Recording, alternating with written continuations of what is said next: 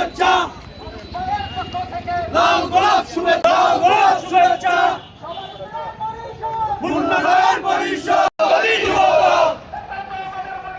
জাতীয়বাদী যুবদল, শুভেচ্ছা।